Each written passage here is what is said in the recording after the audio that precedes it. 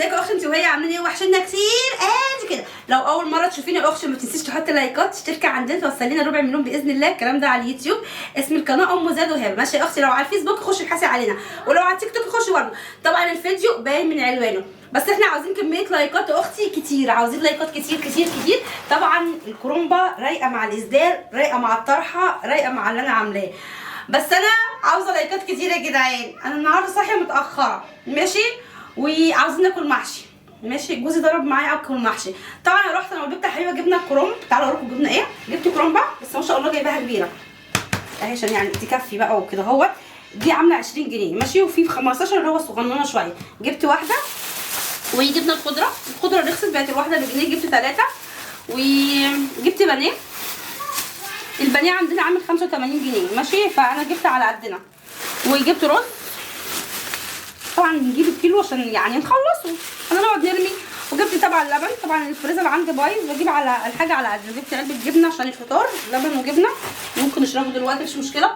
جبت طماطم، الطماطم دلوقتي بقت كيلو ونص ب10. وجبت مرقه دجاج عشان هعمل المحشي بمرقه دجاج اوكي. وجبنا بيض.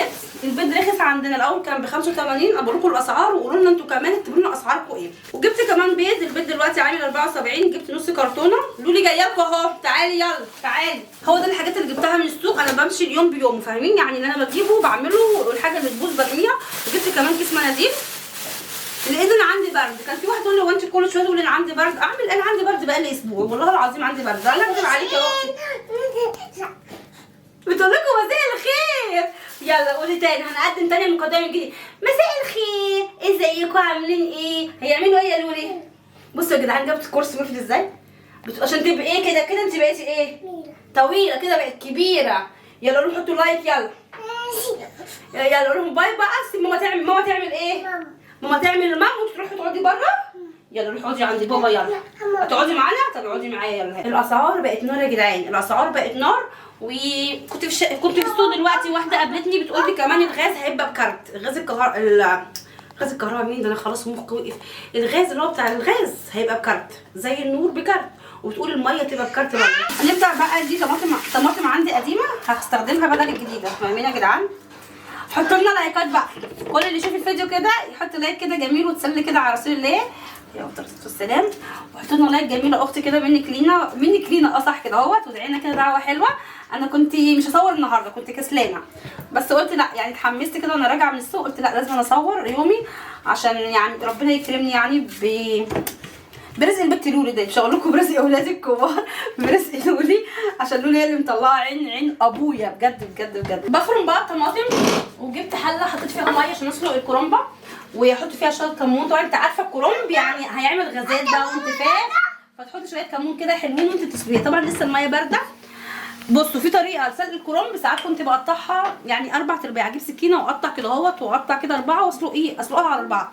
بس بلاحظ الطريقه ديت الصراحه بتبوظ مني الكرومب ومش بستفاد منه، فبعمل ايه؟ بقطع الورقه عادي وبسلق ورقتين 3. دي احسن طريقه بالنسبه لي. بطلع الورقه زي ما هي. طبعا الكرومب مش بتسيبيه في الميه اللي هي دقيقه او 2 بس. دلوقتي انا هخلي الميه تغلي وارجع لكم تاني وافرم الطماطم ونشتغل مع بعض واحده واحده. بس حطوا لنا لايكات وتفضلوا تعالوا كلوا معانا محشي. بسلق بقى الكرومب بسم الله. والبت يا جدعان قاعده تحت رجلي، بصوا قاعده ازاي. كان في واحده بتقول لي انت بنتك متدلعه عشان بتشيليها 24 ساعه. لولي يا جدعان البنت عندها 2 سنين، ارحموها شويه. انتوا حاسين بص اهي بتقع ما تحسوني ليه عندها 50 سنه، دي لسه عندها 2 سنين، ليها حق تتدلع. حطيت بقى حله هنا اهوت، وهحط فيها شويه زيت. انا بحب المحشي بعد اذنك عشان اجيب الزيت. اوعي بحب اعمل المحشي بالزيت اهو، مش بحب اعمله بالسمنه. المحشي بحب اعمله بزيت. اي زيت عندك بقى يكون نضيف كده اهوت. الزيت يا جدعان غالي، انا جبت الازازه الصغيره دي عامله 30 جنيه. مش عارفه هو غالي ولا انا عشان كان عندي كميه من رمضان اللي فات وبستخدمها فاتصدمت، فقولوا لي. جبت البصل بس للاسف صغير مش عاجبني. بسم الله. 70 طشه اختي. بحب اعمل المحشي مش بحب اكتر في التوابل، يعني كمون فلفل اسود، لو تحطي حته توم بس على كده. في ناس بتحب التوم وفي ناس ما بتحبش التوم زي ما قلت لكم قبل كده. وعلى العين الثانيه الكرنب، وما تسلقوش كتير، يا دوبك هي 2 3 عشان ما يتهريش منك. شايفين يا جدعان كله على عينك يا تاجر. بقطع كل حاجه معاكم. على فكره اللي خلاني اعمل الفيديو دوت يعني اهل السعوديه كتير طالبين مني المحشي، كتير قوي عاملين يقولوا زياد عايزين المحشي الفوف، وبيقولوا عنه هناك ملفوف، احنا بنقول محشي. بص انا بقطعه صغنن كده اهوت، بس انت ممكن في الكاميرا يظهر لك كبير، بس والله صغير يا جدعان. مش بحب اشوحه كتير، يعني دوبك التقلبتين كده اهوت بالمعلقه وخلاص. بسم الله. البصله بقى اتحمرت، ارش شويه فلفل اسود صغيرين على البصله، بيدوا ريحه حلوه جدا جدا في البصله. انا بعملها كده بتدي طعم جميل. هجيب بقى الطماطم، ادعوا لي بقى ربنا يكرمنا واجيب خلاط جديد، وادعي لكم انتوا كمان برضو، بدعي لكم والله ربنا يا رب يكرمكم وتغيروا كل حاجه في حياتكم ويرزق كل مستوى يا رب. وادعوا لي انا كمان بقى ربنا يكرمني كده ويرزقني برزق اولادي ويرزق ازواجكم ويرزق جوزي ويرزق كل الناس يا رب. وبحبكم جدا جدا وعايزين لايكات كتير. دلوقتي ناقص ايه بقى؟ هسيب الصلصه تتسبك وهسلق الكرنبه كلها ونرجع نشوف هنعمل ايه. سلقت بقى الكرنبه، جت اخر يعني اخر حته قسمتها الصراحه 4، فاهمين؟ الورق كويس الحمد لله مش بسلقه جامد. والصلصه بصوا اهي على وشك خلاص، فاضل دولت وبطلعه وبغسله، فاهمين يا جدعان؟ يعني شغاله بصوا شغاله يعني ايد ورجل وكل حاجه، وفي الاخر هنضف المطبخ. وهنا هعمل ايه بقى؟ نضفت بصلايه عشان هتبل البانيه. البانيه بحب اتبله ببصلايه زي كده مبشوره ورشه فلفل اسود ورشه كمون، ممكن تحطي معلقه زبادي لو عندك، يعني ما عنديش زبادي، او ممكن تحطي شويه لبن، اللبن هيطري زي ما انت عاوزه بقى حطي في البانيه. انا عن نفسي بحب بصلايه مبشوره كده اهوت. محتاجين شيف تحت ايدينا، شويه فلفل اسود بسم الله، وشويه ملح بس مش كتير يا جدعان. انا لسه جايبه كيس ملح والله ما بياخد وقت، بصوا لسه جايباه من يومين. شويه ملح بس مش كتير، ها اللي تتبلي كده كويس. هنجيب بقى البانيه غسلاه ومصفياه، وتدعكي البانيه في قلب البصله كويس وبتسيبيه بقى. ممكن تسيبيه بالليل كده، انا هسيبه بتاع ربع ساعه نص ساعه بس وهتبله وهشتغل فيه على طول، عشان يعني اليوم بتاعنا يعني جه كده. انا مش عامله حساب ان انا هعمل محشي، احنا صاحيين مش عارفين هناكل ايه. يعني ايه جوزي عامل يقول سمك، طب اقول له مكرونه بشاميل، طب ما اعرفش ايه، في الاخر قال لك ايه لا محشي ايه كرومب. فلحقت بقى نفسي كويس ان انا لقيت كرومب بقى على المغربيه وكده. هسيبه بقى كده بتاع نص ساعه، بعدين هتبله بايه بقى بعد كده؟ ببيضايه وبقسماط ناعم وتيك تيك تيك وخلاص. وممكن تحطي معلقه زبادي زي ما قلت لك، بتدي طعم جميل جدا. هغسل بقى ايدي وهاجي انضف الدنيا ديت والصلصه تتسبك واشيل الكرنب دوت. وعندي بوتاجاز بدا يهبب يا جدعان، قولوا لنا نعمل ايه؟ اجيب واحد يسلكهولي ولا اعمل ايه؟ لسه اول مره اشوفه. هغسل ايدي من الزفاره ونرجع. الصلصه بتاعتي بقى اتسبكت، هحط بقى الملح وهنحط مرقه دجاج. قولي ماجي يا لولي، قولي يا لولي. ماجي يا جدعان قاعده جنبي من ساعه ما قعدت مش عاوزه اسيبني. وهنحط فلفل اسود، قلت لك اسود، وهنحط شطه طبعا. لا تنسي يا اختي الكمون، يعني انا كنت هنساه دلوقتي بس انا افتكرت قلت ده ناقص حاجه. نجيب بس الكمون بسم الله. طبعا الكمون بقى متكتر عشان الغازات بقى زي ما قلت لك كده اهو، يعني حطي بتاع يعني معلقه الا ربع بس مش كتير، اللي هو يمرمر معاكي لان الكمون الزياده بيخلي الاكل مرهق. بصوا بقى الصلصه سبكت كويس، بصوا اهو مفيش ميه خالص يا اخت اهي، بتشكشك اهي.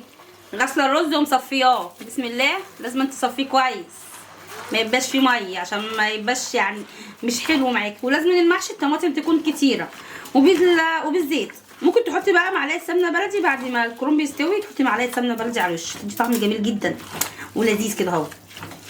بص قلبنا كده اهوت، بسيبه بقى يبرد كويس وبعدين بضيف الخضره في الاخر خالص. مش بحب الخضره دلوقتي خالص لاني بحس انها بتسود مني، فانت شوفي انت ايه اللي بترتاحي عليه واعمليه. يعني لو بتحطي الخضره دلوقتي ومش بتسود معاكي حطيها، مش بقولك يعني اعملي زي بالظبط اوكي. فعاوزين لايكات كتير بقى للمحشي. وهبه جيت اعمل البانيه بتاعي، جيت احشيه البانيه اهوت، جيت احشيه يا جدعان، جيت اتبل البانيه يعني اعمله في البقسماط، ما لقيتش البقسماط في العلم دفع حقه، فبعتها تجيب لي ب5 جنيه كمان. هنروح بقى نسيب الخلطه تبرد ونرجع نعمل بانيه مع بعض. هبدا بقى اشتغل في البانيه بسم الله. كده متبل بقاله حوالي نص ساعه، هو لو ساعتين 3 يبقى احسن. البصله بقى تدي طعم جميل. هحط بقى بيضايه، طبعا بيضايه واحده يا جدعان، البيض غالي. ممكن بقى تطلعي من البيت تحطي في البتاع، بس انا بحب اعمله كده. خدي يا هبه الشيف خلاص خليك انت جت بقى وهتساعدني في البانيه. هبه شكلها هتطلع يعني بتحب الطبخ شويه، يعني بتحب المطبخ شويه، مش عارفه بقى بس ده كلام يعني سابق اوانه. مش عارفه لما تكبري هتحبيه ولا لا، بس انا بدعي من ربنا ان هي تكبر. دلوقتي اغسل المواعين وهنتبل البانيه كده اهوت. انا بعمله بايدي عادي، ومستنيه المحشي يبرد عشان اعمله بايدي، عشان لما كنت بعمل بتنجان بالمعلقه واحده تقول لي يا اختي بتعملي البتنجان بالمعلقه. لا يا اختي انا بحب اعمله بايدي بس عشان سخن، مستنياه لما يبرد. بصي بقى هتاخدي، طب هوريك ازاي، اصبري. هتاخدي البانيه اهوت، انا بوري لبنتي ها ولاي واحده صغيره بتتفرج عليا، تمليه بيض كده اهوت وبعدين تخليه يصفي كده اهوت، وبعدين تعملي كده اهوت بايدي ودي كله صح؟ الايد التانيه لازم تبقى ايه نضيفه. هاتي منديل عشان انشفها. لو تعملي حاجه بيها الايد التانيه لازم تبقى ناشفه عشان تطبقي وتعملي كده اهوت. طبعا هتدوسي بقى جامد طبعا عشان بشتغل بالاسدال، وطبعا دراعي مغطياه فمش عارفه املك البانيه من الاسدال كويس. ماشي حلو. طبعا بعد ما بتتبليه كويس يا هبه بتدخليه بقى التلاجة نص ساعه يا اما الفريزر عشان دوت بيمسك فيه. دوت زي الكفر ده يلزق فيه، وبتصفيه كده اهوت وتحطيه هنا بالراحه ما يقعش. هاتي هنا بقى الطبق. بصوا اهوت مش هتاخد منك يعني. بصوا استني بس يا هبه، ولازم تشتغلي مش لازم بسرعه، لا بيشتغلي بسرعه بس يكون مخك فيك عشان مفيش حاجه تقع منك على الارض. صح يا جدعان؟ علموا ولادكم. يعني انا كنت في حبيبه كنت مدلعاها، يمكن حبيبه ما خلتهاش تشيل معلقه الا في اولى اعدادي، ودي كانت اكبر غلطه او يعني اكبر غلطه عملتها في حياتي. يعني كنت مدلعاها قلت يمكن يوم ما تعملش وتشيل الهم زي وانا صغيره تطلع لما تكبر تشيلني. دي اوحش حاجه عملتها في حياتي. المفروض وبنتك صغيره ابداي علميها، زي مثلا هبه دلوقتي في ثانيه ابتدائي، ابداي علميها اقفيها جنبك وانت بتعملي حاجه اعملي عشان لما تكبر على الاقل تشيلي. هنروح بقى نكمل الحبه دولت ونرجع لكم تاني. دلوقتي بقى بحشي وهبه تبلت البانيه وهي واقفه. بصوا شطوره هي عملتولي والله، هي اللي عملت كله، وانا فضلت اقطع شويه كرنب بقى وانا واقفه كده عشان اعمله. بصوا انا بحشي العكس، اللي بيحشي العكس زي يقول لي العكس ازاي بقى. بصوا هي بتقول لي ازاي يا ماما. بمسك الرز بحط ان هو حبه صغيرين قوي بقفل الورق عادي وبقفله. بصوا العكس اهو بصوا اهو، وبنزل اي رز بقى هنا عشان العكس. استنوا بصوا اهو كده عملت صباع عادي.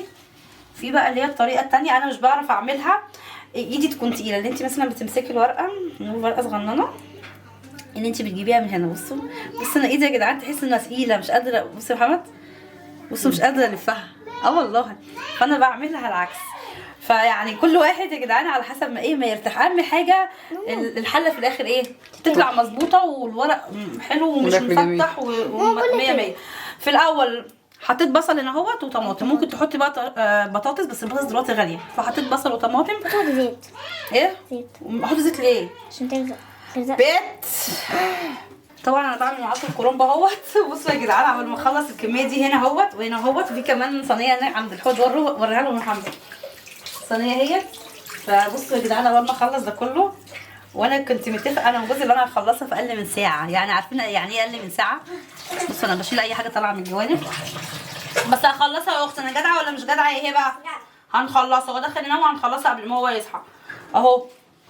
كمان هقفل معاكم الفيديو دلوقتي وهعمل لايف كمان، بس انا بوريكم انا بعمل ايه دلوقتي. وبشيل اي رزايه كده عشان الحله ما تعجنش مني.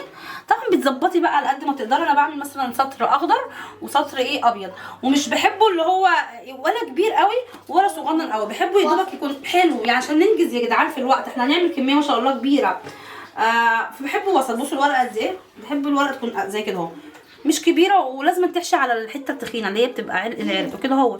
وحبه رز صغيرين يعني ولا كبير ولا صغير اهو حجمه كويس اهو. وقع مني. بصوا ولا كبير ولا صغير، حلو. هروح بقى اخلص الحله دي وارجع لكم بعد ما اخلص. وخلصت حله المحشي الحمد لله. بصوا هي المفروض تبقى مليانه على الاخر بس رز خلص. هعمل ايه؟ لسه هعمل خلطه ثانيه. لا كده حلو قوي الحمد لله. بص بقى لو مش عندك شوربه زي حالاتي وهتعملي بانيه، انا بجيب 3 كوبايات ميه وبخليهم يغلوا وبحط عليهم طماطمتين مبشورين، بشرهم في البشره العاديه بتاعتك ديت، وتحط عليهم 2 مرقه دجاج. دول عمال تلعب بالمرقه الدجاج، خدت منها 2 من غير ما تحس. وترش عليهم شويه فلفل اسود، يعني ظبطي اكنك هتعملي شوربه، وشويه ملح صغيرين بس مش كتير. عاوزه تحطي شطه يعني عادي، مش تقول لا. عاوزه تحطي اي حاجه اكنك بتعملي شوربه. وممكن تحطي ورق لورا على فكره، يعني مش هتقول لا، يعني اكنك ظبطي الشوربه بتاعتك. انا كمان هحط ورق لورا، رشه فلفل اسود صغيرين. هجيب واحده ورق وارجع له. بصوا يا جدعان والله العظيم ولا اجدعها شوربه. ممكن تعملي عليها ملوخيه بس نار. بتعملي عليها ايه؟ ملوخيه. ممكن تجيبي ملوخيه خضراء وتحطيها فيها، طعمها روعه روعه روعه الصراحه. هم بس بالظبط 3 كوبايات شرب ميه. ماشي، بس مش كتير يعني. وهسيب اللورا وكده اهو، وهشيله وقت ما نيجي ناكل. همسك بقى حته المحشي، لازم تعمليها كده اهو. الميه ما تبقاش كتير، الشوربه ما تبقاش كتير، عشان لو كتير هيعجن، لان الكرنب بينزل ميه. تقوليها كده وتسيبيها على النار اول 10 دقايق، هتغلي غلوتين كده بسرعه، وبعدين توطي عليها. مش بحب الميه كتير عشان ما يعجنش منك، ولو احتاج شوربه بعملي وزودي. كده خلصنا من ايه، من المحشي. فاضل ايه؟ فاضل البانيه. هنروح نجيب البانيه ونقليه مع بعض. ورجعنا لكم بقى بعد الفصل الاعلاني. مش عارفه هو ايه الفصل الاعلاني، بس يلا. حاطه المحشي هنا على العين اللي بره موطيه عليه، وهنا زيت بقى بتاعي سخن. هبدا اقلي بقى في البانيه.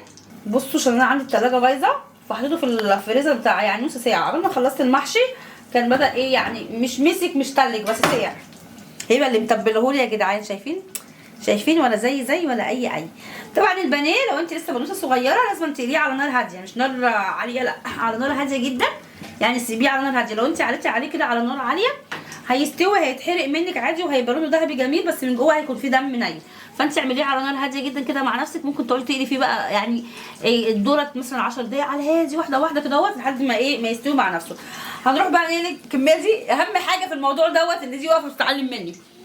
شايفين ده اهم حاجه في الموضوع، واقفه عامله كده، عامله زي وانا صغيره كنت بعمل كده اهوت، يعني مع اي حد. مع عمتي الله يمسيها بالخير، على فكره عمتي متابعاني الله يمسيها بالخير، بحبها جدا.